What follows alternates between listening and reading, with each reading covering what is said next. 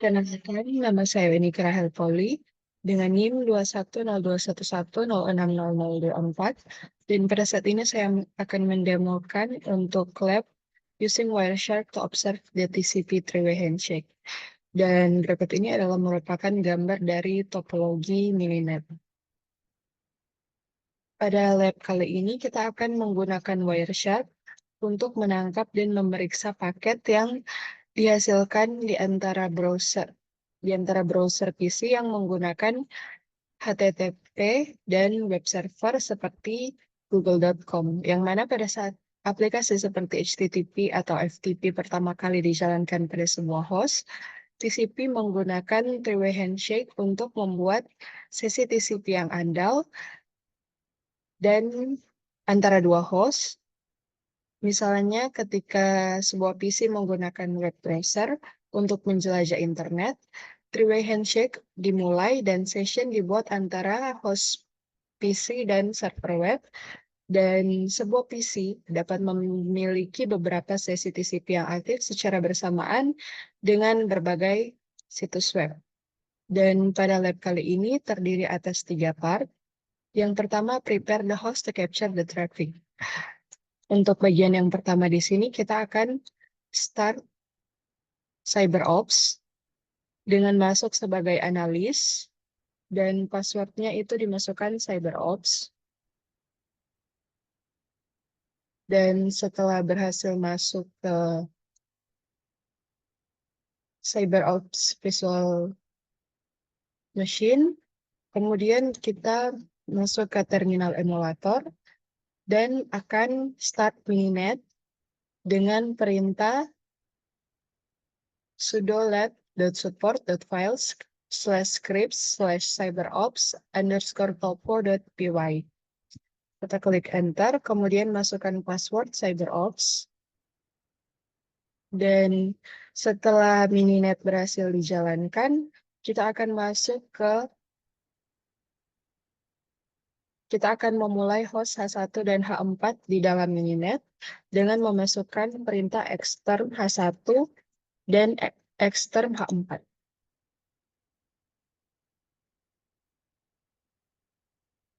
Selanjutnya, setelah node H4 dan node H1 telah berhasil dibuka, langkah selanjutnya di node H4, kita akan menjalankan web browser dengan memasukkan perintah seperti yang ada di sini. Kemudian kita klik enter. Dan pada node H1 kita akan memulai web browser dengan membuka Firefox. Namun di sini kita akan masuk sebagai admin, sebagai user analyst. Kemudian memasukkan perintah Firefox end.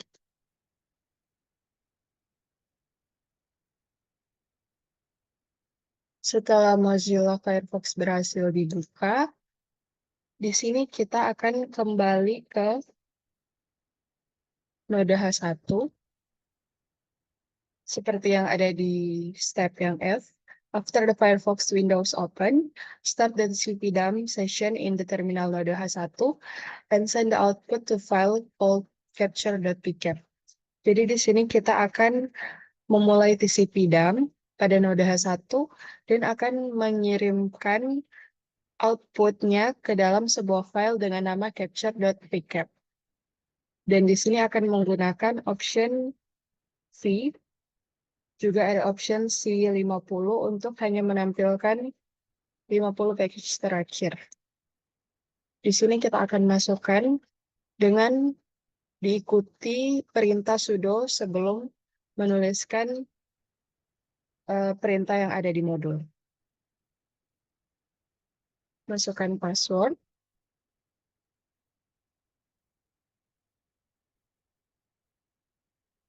Dan kembali ke Firefox, kita akan memasukkan alamat IP 172.16.0.40. Selanjutnya, kita masuk di part 9, Analyze the package using Wireshark. Untuk step yang pertama, kita akan apply a filter to save capture. Yang pertama, di sini kita akan masuk ke Wireshark.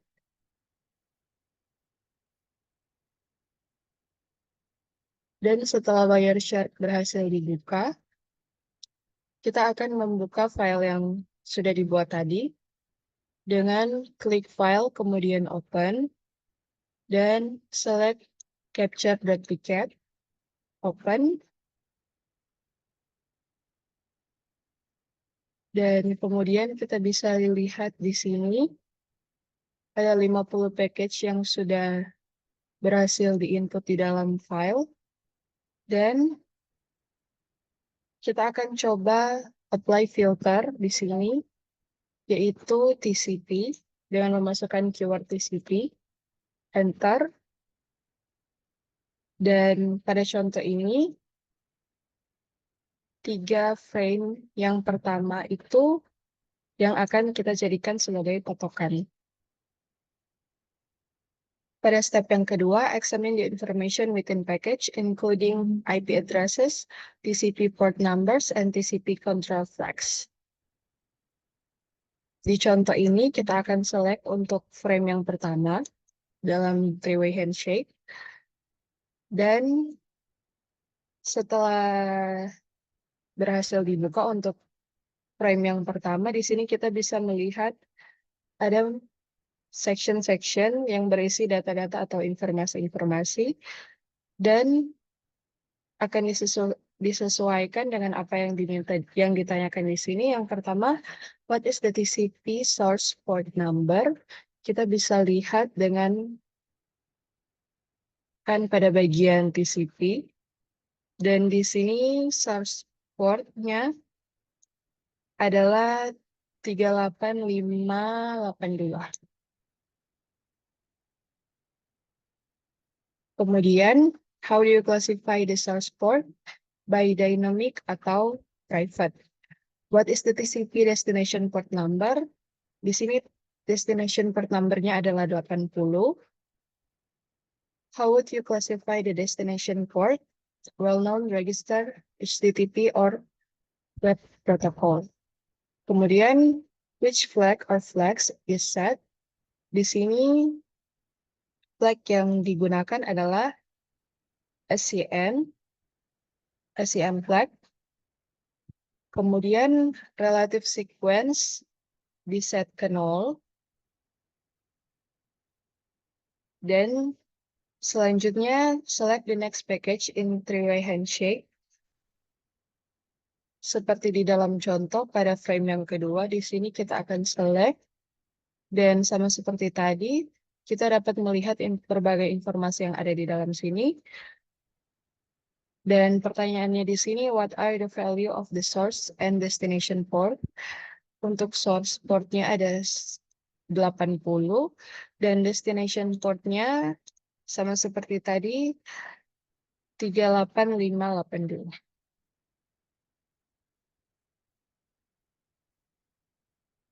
Kemudian, which flag are set? Di sini ada 2, yaitu SYN dan ACK. Kemudian, relative sequence dan acknowledge number. Relative sequence-nya 0, dan relative ACK number-nya itu 1. Dan terakhir kita akan coba untuk frame yang ketiga.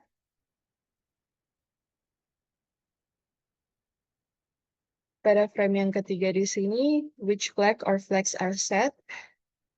Di sini flag-nya di-set dengan menggunakan ACK atau acknowledgement flag. Dan pada part yang ke-10, view the package using TCP dump. Jadi selain kita melihat package-nya melalui Wireshark, kita juga dapat melihat melalui terminal atau menggunakan TCP dump. Di sini diarahkan untuk membuka terminal baru, dan kita akan memasukkan main TCP dump.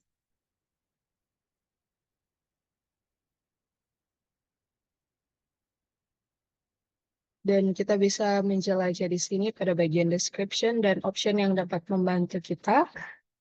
Dan di sini ada pertanyaan tentang apa yang opsi R itu lakukan. Di sini kita bisa melihat selain opsi R ada banyak penjelasan-penjelasan lainnya.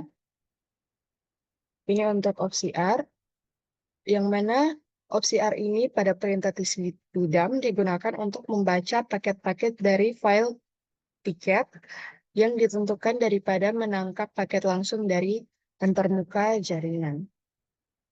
Kemudian in the same terminal, open the capture file using the following command. Di sini kita akan exit terlebih dahulu atau quit dengan menekan tombol keyboard key dan memasukkan perintah tcpdump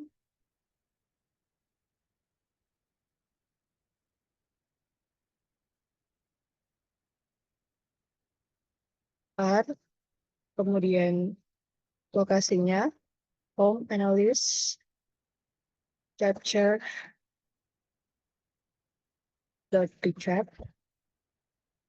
kemudian tcp C3. Dengan menggunakan C3 itu kita akan menampilkan 3 frame yang terakhir. Klik enter dan sepertinya ada kesalahan di dalam menuliskan perintahnya.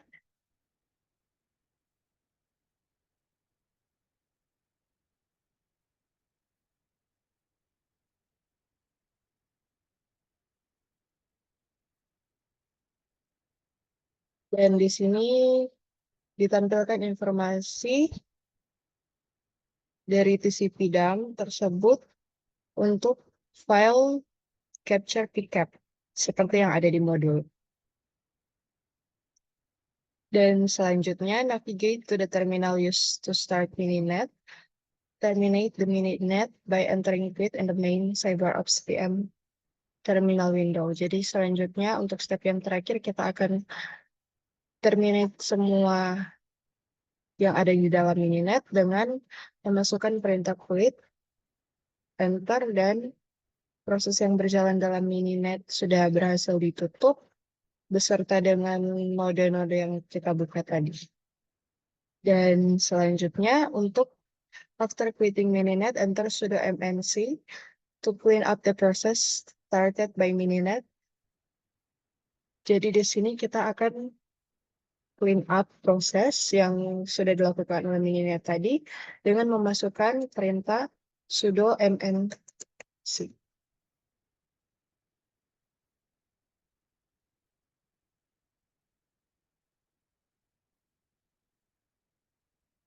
Demikian untuk demo. Dan selanjutnya pada bagian reflection ada beberapa pertanyaan.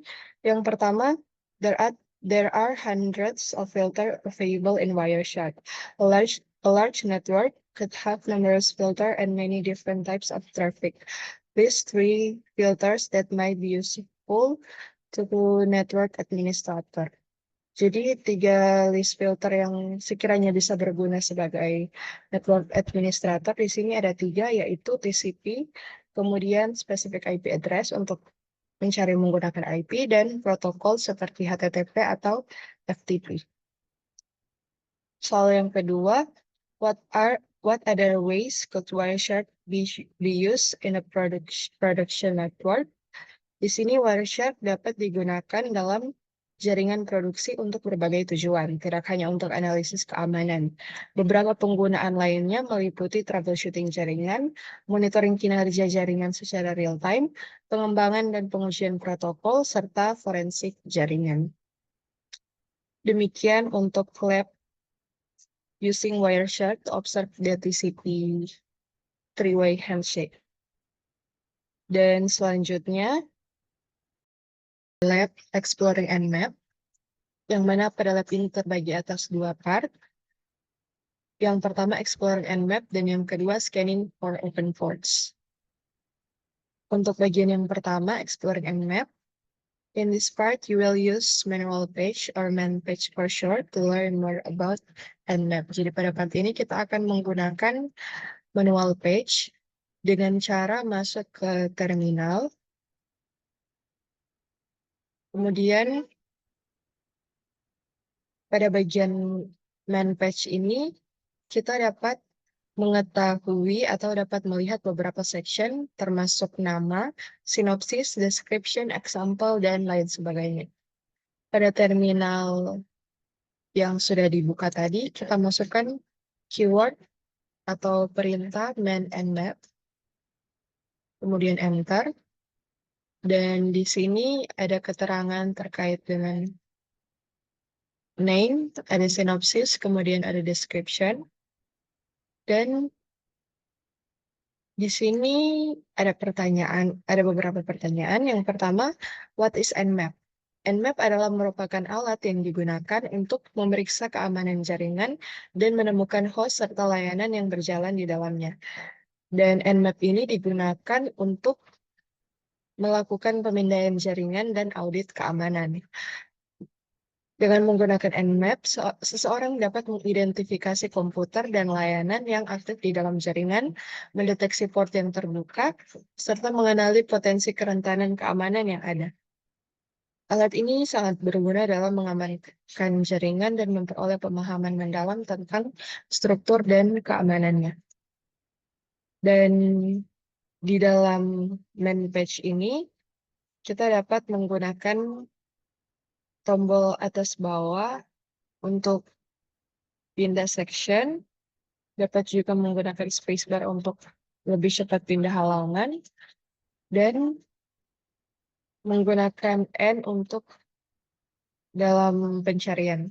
Di sini kita dapat menggunakan slash atau tanda tanya untuk mencari satu kata kunci. Sebagai contoh di sini, kita akan mengetikkan example. Jadi slash, kemudian masukkan kata example. Dan kita bisa next dengan menekan tombol N pada keyboard untuk berpindah dari keyword yang pertama didapat ke keyword yang selanjutnya. Dan di sini kita akan coba cari dengan menggunakan tanda tanya, kemudian example 1, representative and map scan. Pertanyaannya adalah, what is the nmap command use? Jadi pada contoh yang pertama di sini, command nmap yang digunakan adalah nmap-a-t4 scanme.nmap.org. What does the switch A do? Switch A pada perintah nmap melakukan deteksi OS dan versi, kemudian pemindaian script serta traceroute. Sementara T4 adalah merupakan perintah nmap untuk mengatur kecepatan eksekusi menjadi lebih cepat atau lebih tinggi dari default. Dan kita bisa menjelajah lebih dalam di sini. Dan untuk keluar dari man page nmap, dapat menekan tombol key pada keyboard.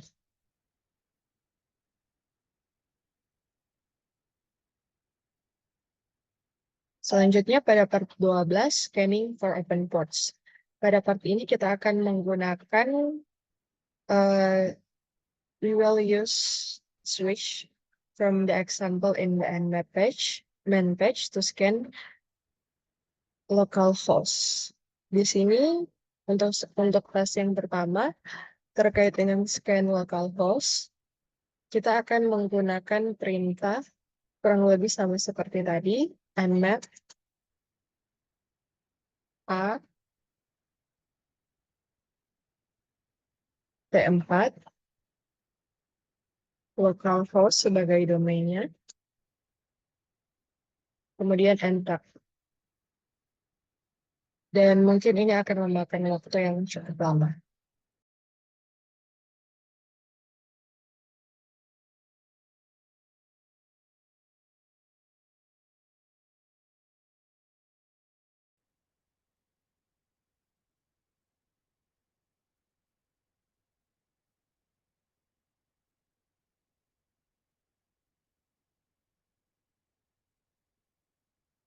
Di sini proses scanning sudah selesai.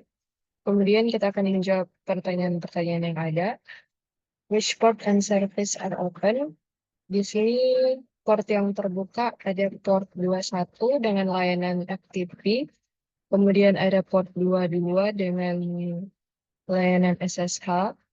Dan port 23 dengan layanan Telnet. Pertanyaan selanjutnya, for each of the open ports, record the software that is providing the service. Pada port 1 di sini kita bisa lihat FTP dengan versinya, dan begitu juga untuk port 22 dan port 23, yang mana port 23 tidak disebutkan versi Telnet yang digunakan. Dan what is the operating system? Tidak ada informasi spesifik yang dijelaskan tentang sistem operasi yang digunakan di sini.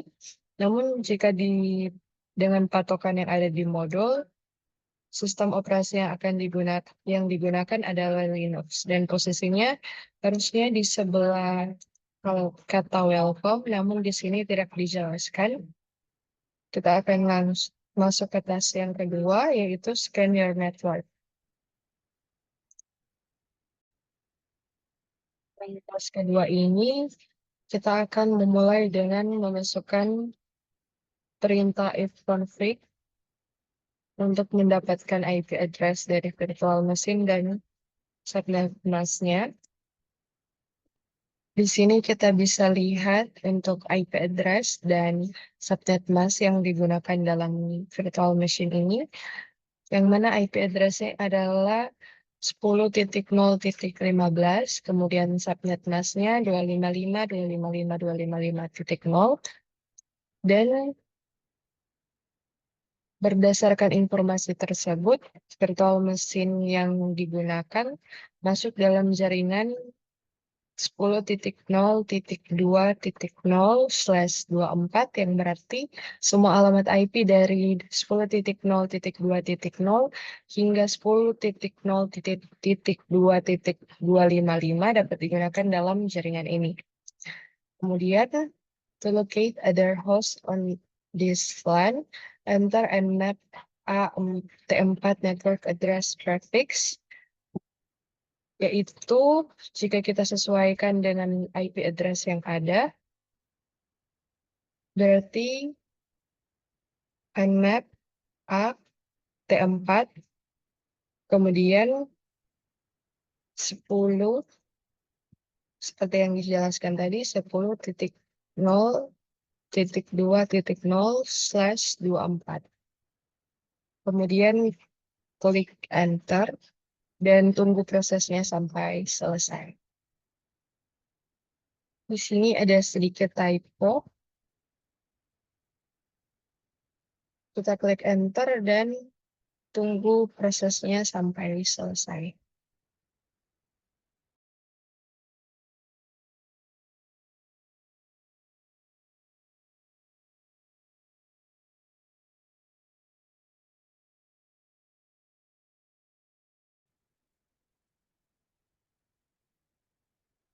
Kemudian ada pertanyaan di sini, how many hosts are up?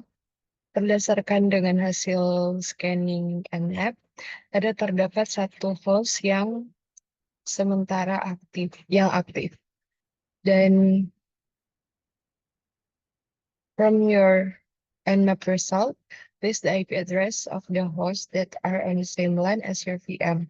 List some of the services that are available and on the detected host. IP address host yang terdeteksi aktif di LAN yang sama dengan VM adalah 10.0.2.15, dan layanan yang tersedia pada host tersebut adalah port 21 TCP dengan layanan FTP, kemudian ada port 22 dengan layanan SSH, dan port 23 dengan layanan telnet. Selanjutnya, task 3, scan a remote server. On a web browser, navigate to scanme.nmap.org, read the message posted, and what is the purpose of the site. Di sini kita buka web browser, dan kita akan masuk ke situs scanme.nmap.org.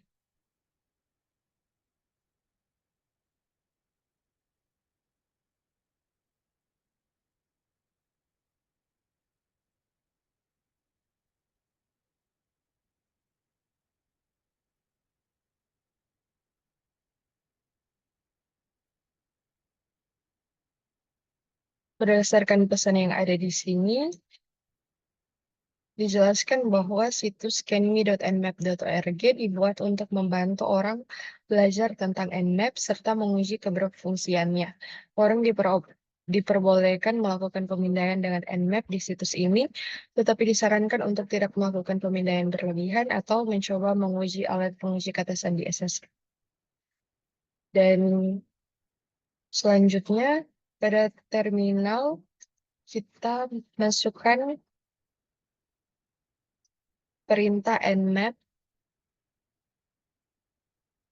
A T4, kemudian situs yang tadi scanme.nmap.org,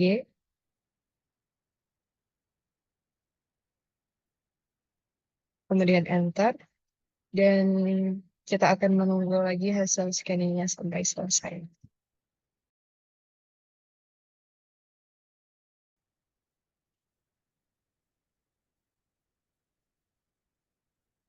Setelah proses scanningnya selesai, kita akan menjawab pertanyaannya yang ada di sini.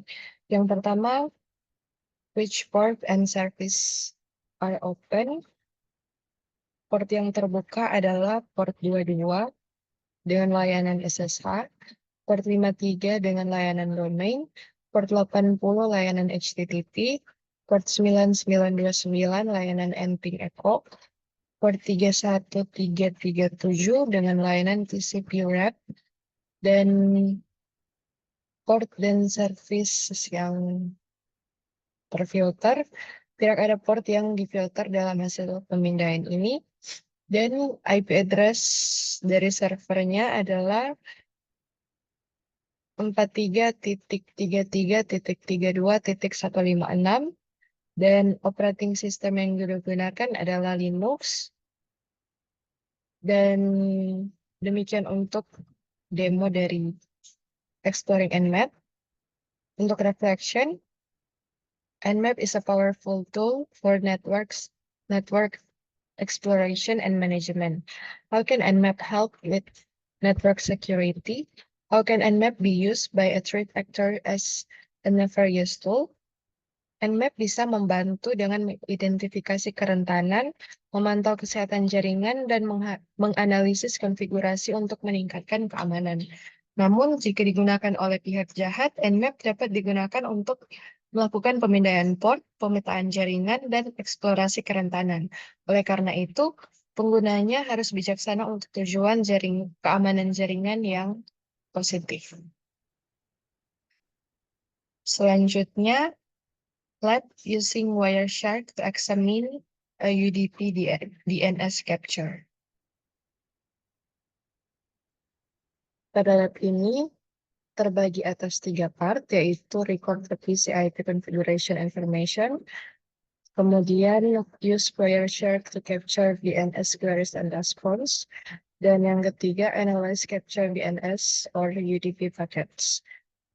Dan pada lab ini kita akan berkomunikasi dengan server DNS dengan mengirimkan query DNS menggunakan protokol transport UDP, dan akan menggunakan Wireshark untuk memeriksa permintaan DNS dan bertukar respons dengan server yang sama. Dan pada part yang pertama, yaitu record VM's IP configuration information. Pada part ini kita masuk ke terminal terlebih dahulu. Kemudian kita akan menggunakan beberapa perintah untuk mencari IP address, MAC address, default IP, gateway IP address, dan DNS server IP address. Yang pertama gunakan ifconfig.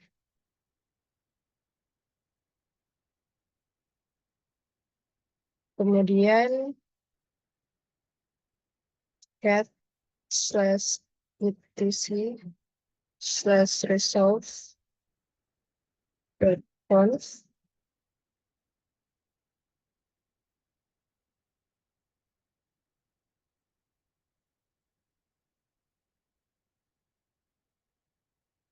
Dan netstat r.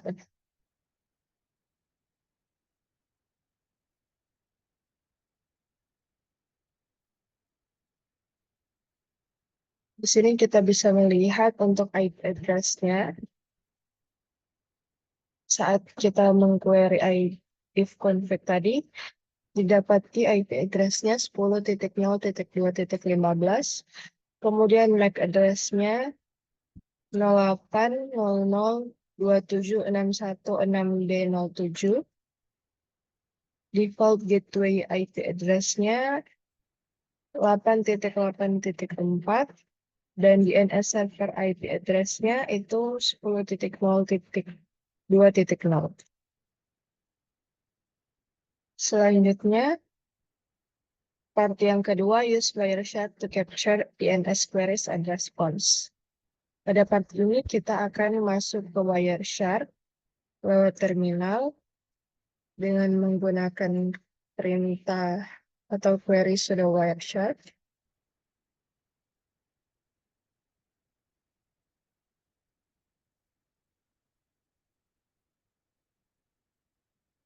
Masukkan password.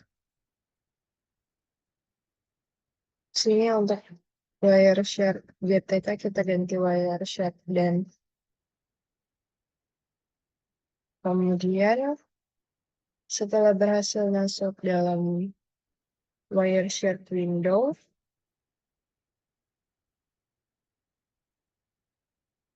di step kali ini kita akan menggunakan Wireshark untuk menangkap permintaan DNS dan paket response dan akan menunjukkan penggunaan protokol transport DP saat berkomunikasi dengan server DNS. Pada jendela Wireshark, select ENP0S3, kemudian Start Capture, dan kita akan membuka web browser dan masuk ke server Google, www.google.com. Dan setelah laman Google berhasil terbuka, kita kembali ke Wireshark dan klik Stop. Setelah itu, pada part yang ketiga, Analyze Capture DNS or UDP Package, di mana pada part ini kita akan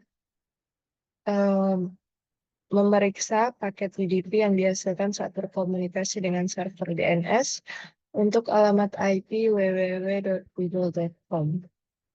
Yang pertama, filter DNS package dengan cara pada bagian apply display filter. Di sini kita masukkan DNS, kemudian enter, dan tidak ada terjadi error di sini, atau di saat kita klik DNS, enter, langsung muncul protokol yang sesuai atau yang terkait dengan DNS. Dan kita akan melihat untuk sebagaimana yang ada di contoh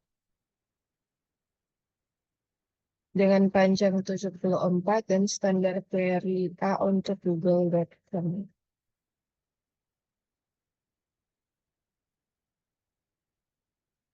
Di sini sama seperti yang dicontoh. Step 2, examine the field in the DNS query package. Dan yang pertama, pada bagian ini saat kita select di frame 106, di sini terlihat bahwa frame ini memiliki 74 bytes dan ini adalah merupakan jumlah byte yang diperlukan untuk mengirim permintaan DNS ke server google.com. Dan jika kita menggunakan alamat web yang berbeda, seperti contohnya Cisco, jumlah byte-nya mungkin akan berbeda. Pada baris yang kedua, yaitu Ethernet, akan menampilkan alamat MAC sumber dan tujuan, atau source dan destination, yang mana alamat MAC tujuan berasal dari gateway default, karena ini adalah perhentian terakhir sebelum permintaan keluar dari jaringan lokal, dan alamat MAC sumber berasal dari VM yang kita miliki. Kemudian di sini ada pertanyaan, apakah alamat MAC sumber sama dengan yang dicatat pada bagian part 1 yang kita query di terminal tadi. Di sini kita akan coba lihat untuk source MAC source-nya. Di sini 0800276161D71, dan jadi dapat dipastikan MAC address-nya itu sama dengan yang kita lihat pada part 1 sebelumnya. Kemudian pada bagian C di sini dikatakan pada baris Internet Protocol version 4, penangkapan paket IP Wireshark menunjukkan bahwa alamat IP sumber permintaan DNS ini adalah, jika berdasarkan dengan yang di sini, 10.0.2.15, dan destination IP address-nya itu 8.8.4.4, dan berdasarkan contoh alamat tujuan adalah gateway default atau router dalam jaringan ini. Dan di sini kita diminta untuk mengidentifikasi IP dan MAC address yang sesuai untuk source dan destination-nya. Di sini kita bisa lihat untuk IP address pada bagian Internet Protocol version, untuk source atau VM, dan default gateway-nya destination. Dan begitu juga untuk MAC address, kita bisa lihat di kolom yang kedua atau Ethernet itu. Untuk VM-nya 0800276106D07, dan destination-nya itu atau default gateway-nya itu 515400123502. Selanjutnya, kita klik kanan pada user datagram protokol. Kemudian di sini kita bisa lihat informasi lebih jelasnya. Ada 4 bidang dalam header UDP ini, yaitu source port, destination port, LAN, dan checksum. Dan 4 field ini, untuk source port itu ada 46378, destination portnya 53, LAN-nya 40.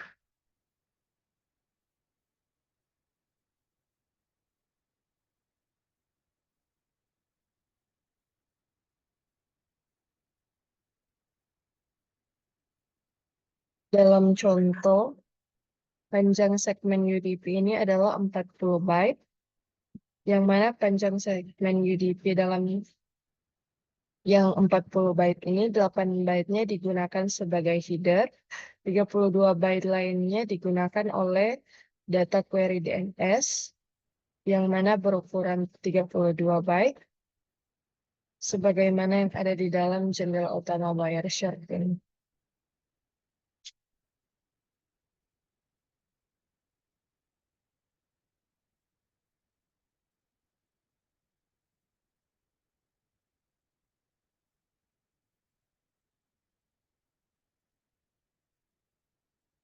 Selanjutnya,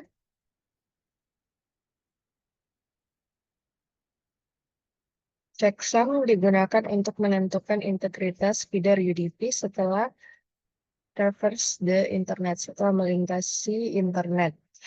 Feeder UDP memiliki overhead yang rendah karena UDP tidak memiliki field yang berhubungan dengan three-way handshake di TCP. Masalah keandalan transfer data apapun yang terjadi harus ditangani oleh lapisan aplikasi. Dan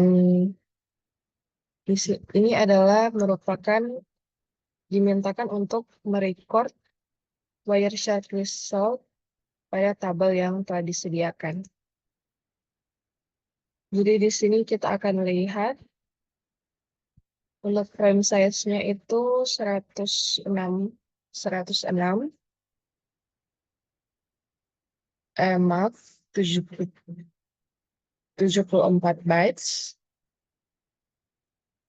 Source MAC address-nya 800.00.27.61.6D.07. Destination MAC address-nya 52.54.00.12.35.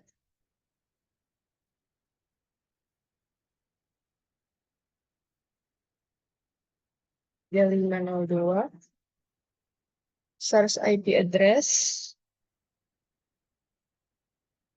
10.0.2.15. Destination-nya 8.8.4.4. Selanjutnya, ada pertanyaan, is the source IP address the same as the local PC IP address you record in part 1? Dan begitu juga dengan destination IP address-nya, apakah sesuai dengan default gateway? Jika kita lihat pada part yang sebelumnya, kurang lebih sama untuk IP address, MAC address, default gateway, dan DNS servernya dengan alamat yang sama masing-masing.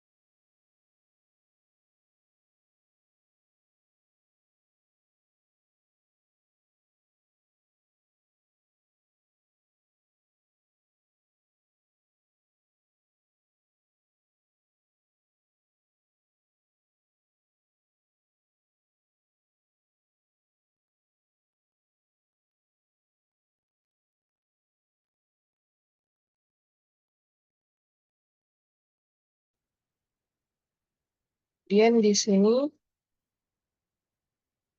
dalam frame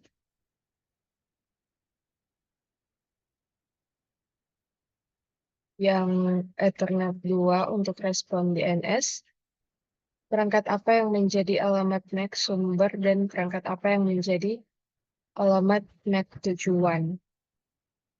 Untuk pertanyaan ini kita bisa lihat detailnya dengan drop-down pada menu Ethernet 2 seperti yang ditanyakan. Dan di sini untuk destination device yang digunakan adalah PCS Compu dan source-nya Realtek.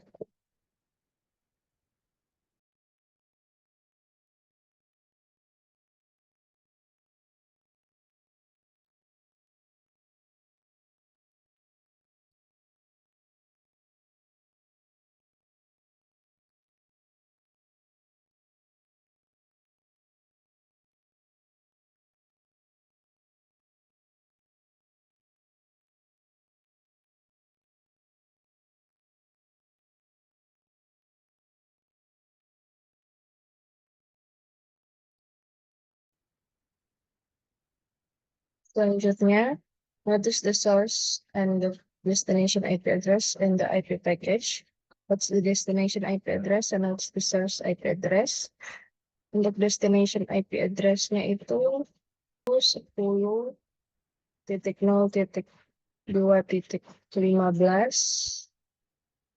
dan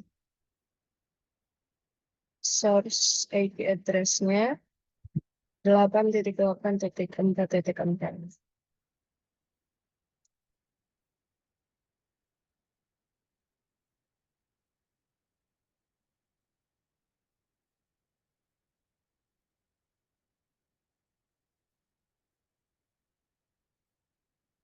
Pertanyaan selanjutnya, what happened in the rows of source and destination for the VM and default gateway? Alamat IP sumber pada paket DNS adalah 10.0.2.15 yang merupakan alamat VM yang mengirimkan permintaan DNS. Sementara alamat IP tujuan adalah 8.8.4.4 yang merupakan alamat server DNS yang menerima permintaan tersebut. Dengan demikian, peran masing-masing alamat IP tetap sama, di mana VM adalah sumber data dan server DNS adalah tujuan dalam pertukaran informasi DNS. Dan di sini, di segmen UDP, peran port number ini juga terbalik. Port number tujuan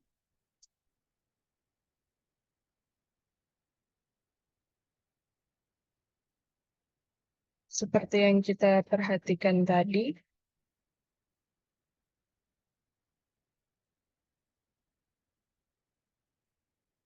untuk destination port,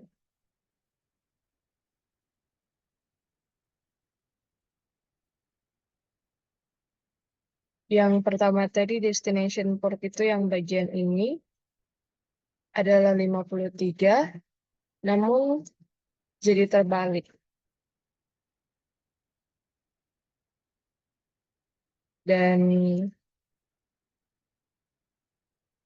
saat respon DNS diperluas, kita akan dapat melihat alamat IP yang diselesaikan untuk google.com di bagian section jawaban, section answer, di bagian domain name system.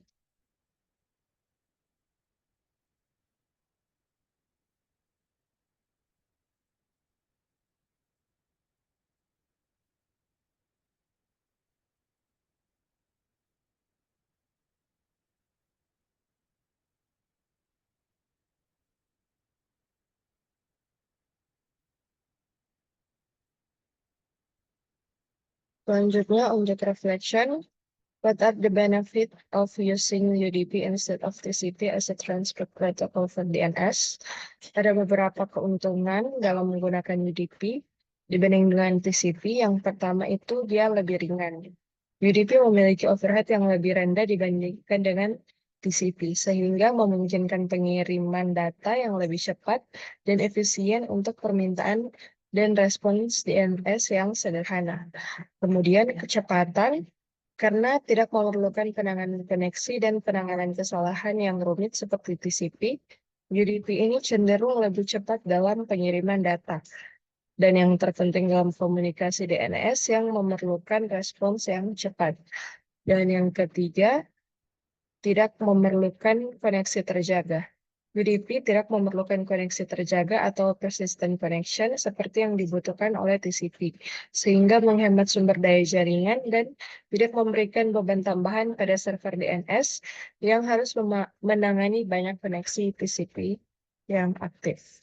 Demikian untuk lab using Wireshark to examine a UDP DNS capture, dan selanjutnya akan dilanjutkan oleh teman saya. Terima kasih.